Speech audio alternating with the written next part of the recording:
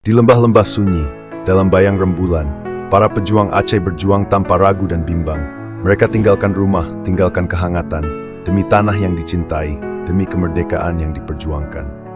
Tinggal Abdullah Syafi'i bersama saudara yang setia, mengangkat senjata, melawan ketidakadilan yang melanda. Mereka tahu mungkin tak akan kembali, namun hati mereka teguh demi Aceh yang abadi. Namun kini, ketika damai telah bersemayam di tanah ini, pemimpin Aceh berdiri di atas janji yang dulu terucap suci. Apakah mereka ingat pada darah yang telah mengalir? Atau apakah harta dan kuasa membuat nurani mereka tersingkir? Kejujuran adalah warisan yang tak boleh dikhianati. Dari mereka yang telah pergi, yang telah rela mati, pemimpin yang jujur adalah janji yang harus ditepati. Karena di setiap kebohongan, ada luka yang kembali terbuka lagi. Wahai pemimpin Aceh, janganlah berpaling.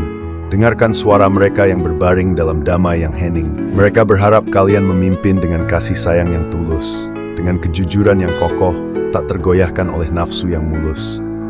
Jangan biarkan kekuasaan kalian buta, karena Aceh ini dibangun dari darah, keringat, dan air mata.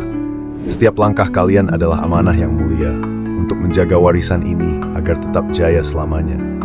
Ingatlah pemimpin pada mereka yang telah tiada. Mereka menyerahkan nyawa, bukan untuk dilupakan semata, tetapi untuk Aceh yang adil, untuk kejujuran yang nyata.